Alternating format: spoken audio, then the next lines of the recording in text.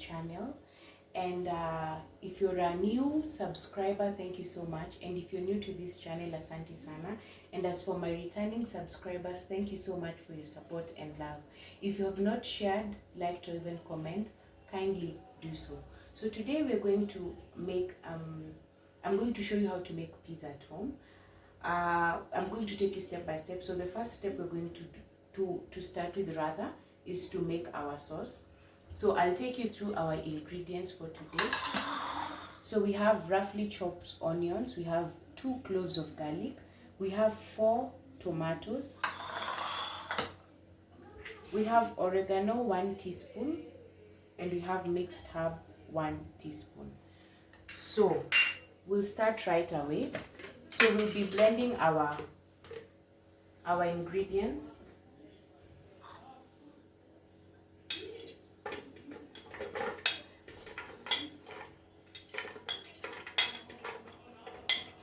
We'll be blending our ingredients. The reason why I've started with the sauce first is so that it can be cooling as we make the dough. If possible, you can even make the sauce like the previous day. It well serves its purpose while cold.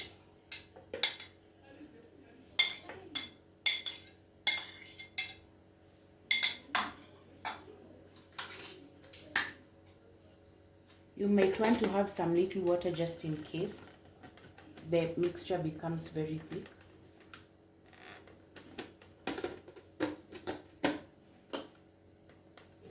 I'll put a little bit of water so that we may have that smooth blend. That is enough.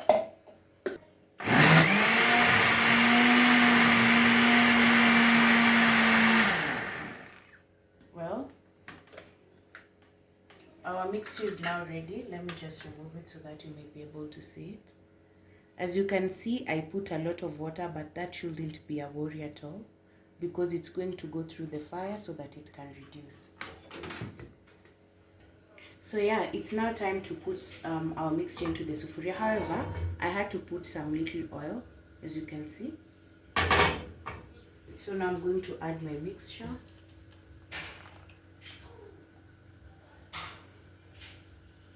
I mistakenly put a lot of water. However, I'll show you how to rectify it. So here is our oregano, and here is our mixed herb. So I'll stir the mixture.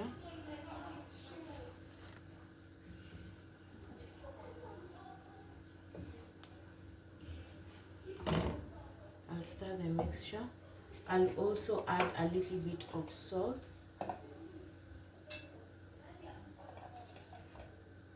That is half teaspoon of salt, of course to taste.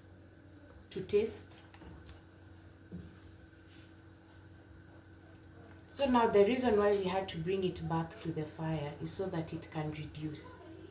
And of course, bearing in mind that the tomatoes are not that red, we'll have to add some tomato paste for us to have a shiny, how do we call it? A shiny look. And it's also going to help us reduce into, so it may reduce into a very thick sauce. So now we're going to leave it for just about 2 minutes so that I now come and add the tomato paste. It's time to check on our sauce. As you can see, as it continues to boil, you'll start seeing it separating from the oil, which is very normal. So I'm going to stir. Then I'm going to add this is approximately 2 tablespoons of tomato paste. So I'm going to add into the mixture to get that shiny look at the end. So I need to stir it well so that we don't get cloves.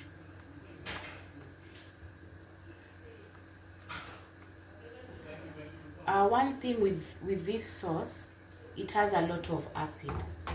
So to curb that and reduce the level of acidity, you add like 2 teaspoons of sugar.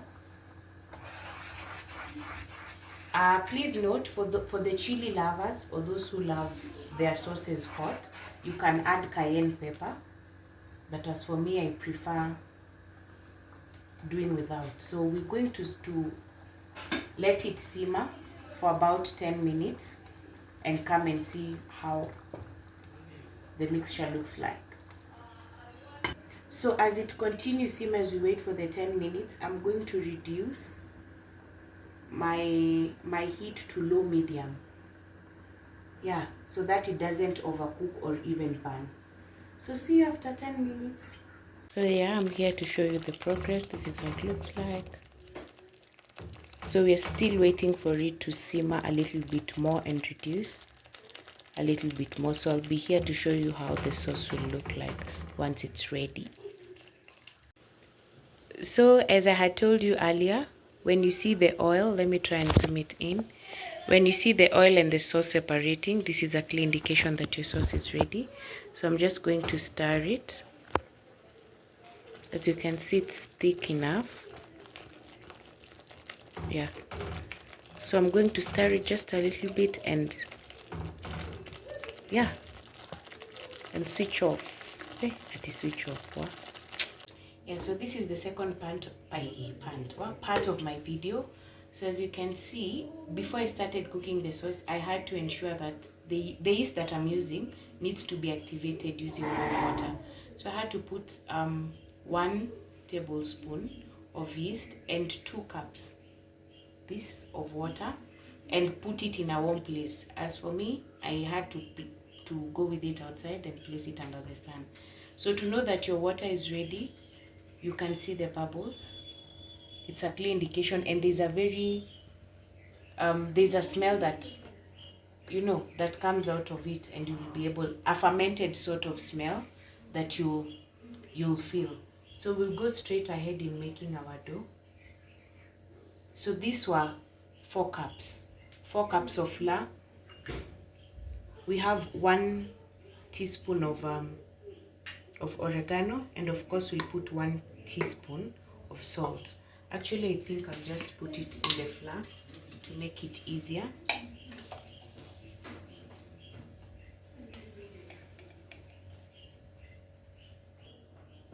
So yeah, I've decided to put it in water. I had forgotten to tell you that in this water we also had, apart from yeast, we also had sugar. That is, let's say 1.5 tablespoon of sugar. So we'll start by, so we'll mix.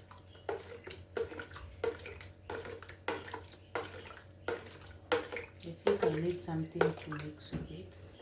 So yeah, we'll start maybe putting 2 cups first.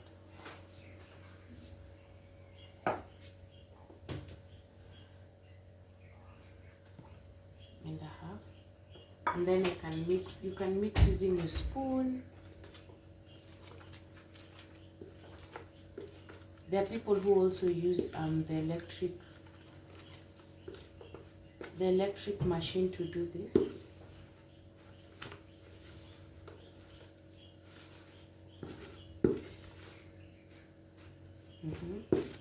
So as you can see, I'm just waiting for the flour and water. Add a little bit, yeah. I'm just waiting for the 2 zishikane, so that I may be able to place them on the surface and knead on the surface, which is much better and way easier. Yeah, so I think the dough is really ready for me to put on there. So this is basically a rough dough. I've put it here on this surface, so that it can be easier for me to knead. You can add this. You can also add your oregano as you, as you continue adding your flour.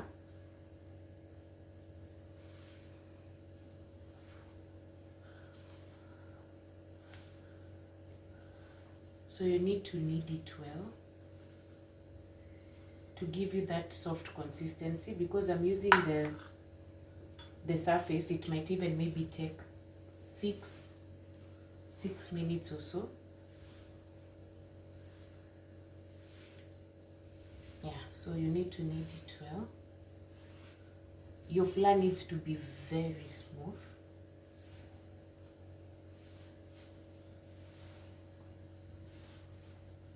So I'll be back to show you once the flour is ready, once the dough is ready and smooth, ready for use. But generally this is the how do you call it, this is the process. If you have a machine, well and good. I'll do like this till I ensure that the dough doesn't stick on the surface.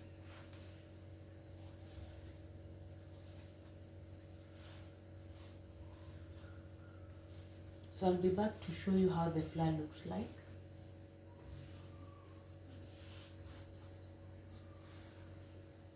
So now the dough is ready.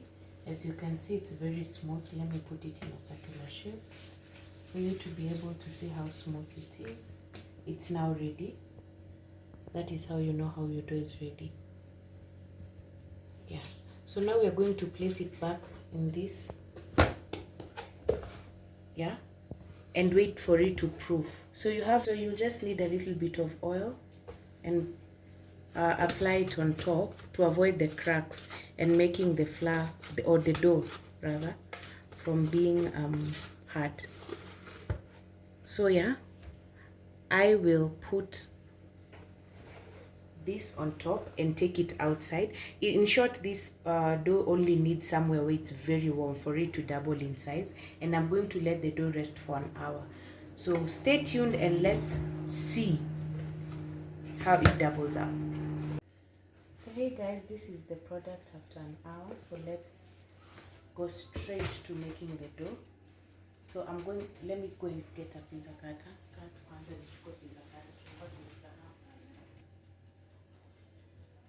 So yeah, I'm going to divide my dough into four balls. So I'm going to make the first two right now. So these are the two that I'm going to make. Then the rest can still continue proofing.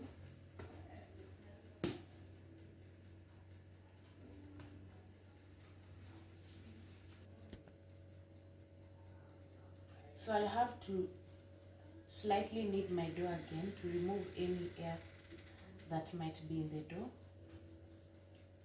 Yeah. So here we go.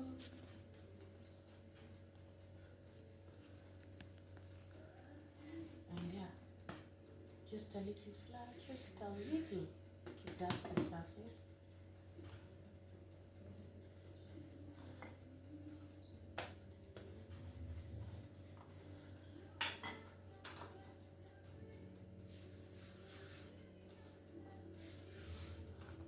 So it's more or less like preparing chapati.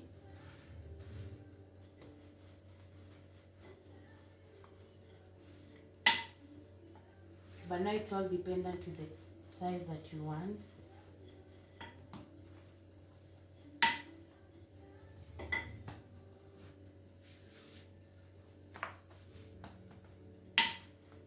Ensure that it's well dusted.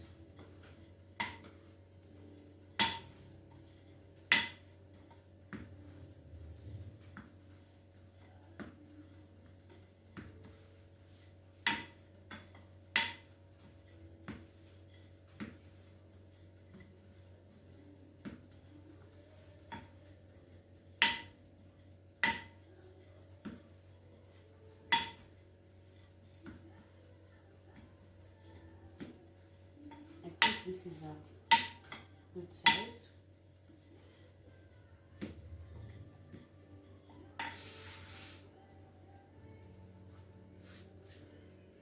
Yeah, so essentially, yeah.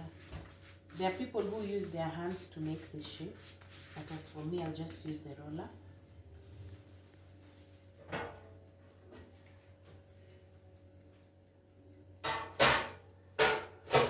So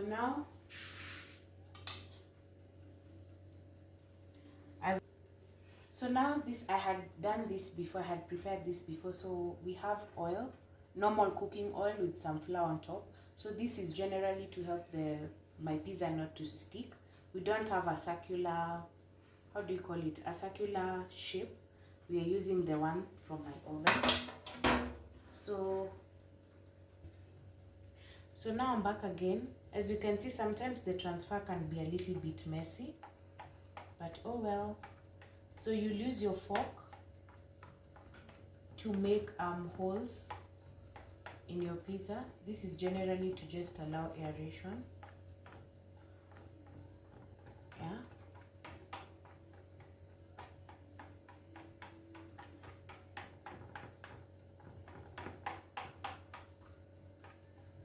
So now we are done. Please guys, I hope before you start even making this circular shape, you need to have started preheating your oven. So mine, I've put it under 220 degrees for 10 minutes.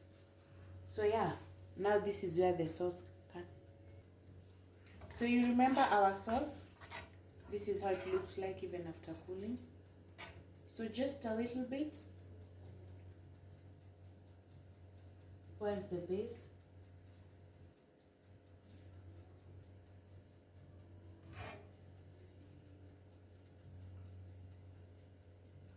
I think I'm going to need a spoon which is a little bit smaller for the spreading of this.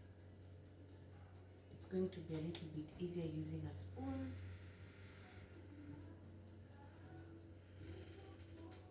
Yeah. So now, here comes the most enjoyable part about this whole thing, is whereby I get to add my cheese. I've forgotten to mention something even before we go to the most exciting part, is that at least ensure that your sauce haijafika mwisho but isifike mwisho, ku avoid pia kukua na a very crunchy crust for those who don't like crunchy. So yeah, and I've added a little bit of sauce. I've been generous with the sauce. So so now I have two types of cheese. The first one is the mozzarella cheese and cheddar cheese. So now I'm going to use the cheddar cheese as the base.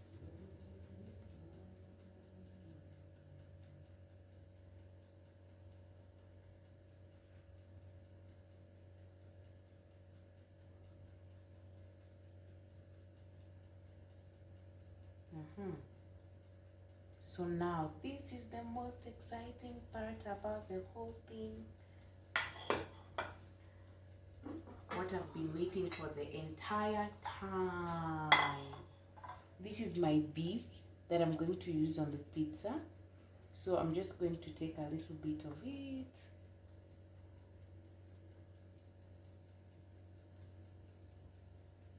So the beef, you can marinate it however you want it. So as for me, I've just literally boiled it in soy sauce, and that was it.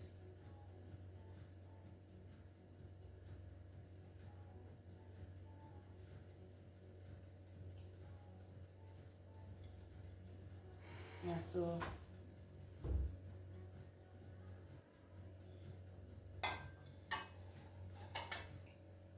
now I'll also add these toppings. I had forgotten to show you in the background, but I had prepped this.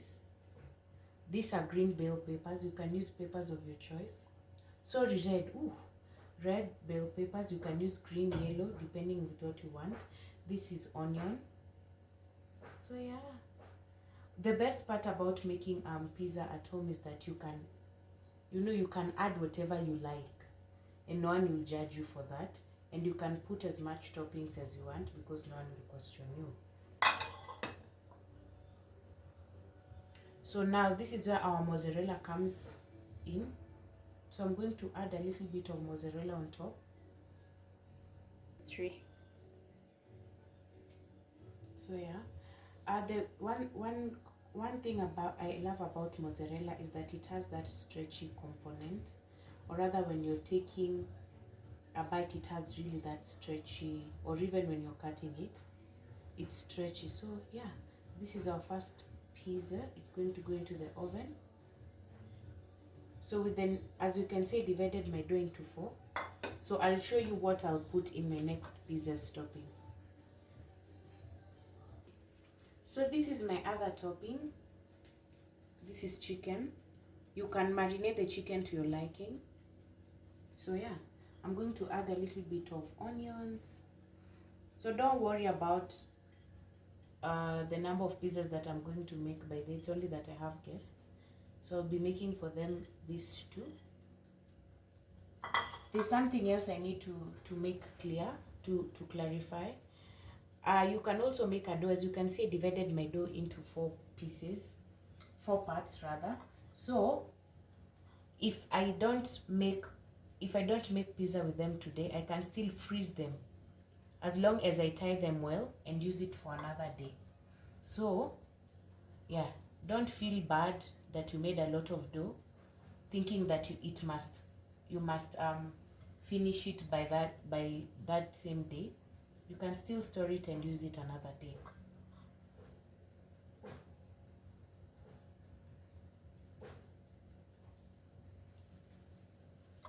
The best part about making your own pizza at home is that you can put as much toppings as you want. So as you can see, I've been very generous with the amount of chicken and the amount of cheese as well. So mozzarella, here we go.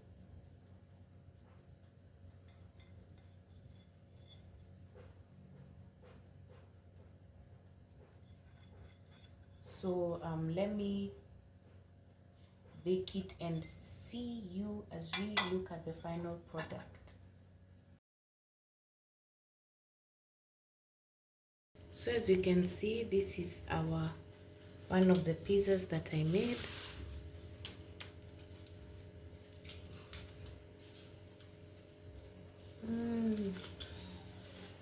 Ooh. And voila, this is the beef one. I don't know if I just want to stretch one of it. Just have a look at how it's stretching. So yeah, this is one of them. I'll for sure shoot the final one that consists of chicken, then we'll call it a wrap. Yeah, so this is our last pizza, which is the chicken pizza. As you can see, because it's the last one, it got the most cheese. And yeah, so I'm going to slice it out. Please do not forget to like, subscribe, share, and comment for more recipes in other foods. Yeah. As you can see, we have a very thin crust. This is what my guests really wanted, a very thin crust. So let us try and see how far it can stretch.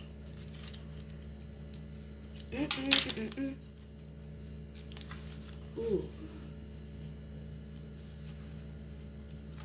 Yeah. So this is how it looks like. Thank you so much for staying in tune. Thank you so much. I hope you enjoyed, and kindly, if you've tried this recipe, let me know through the comment section. Do not forget to like, subscribe, share, and comment, and see you in my next video. I love you so much. Bye.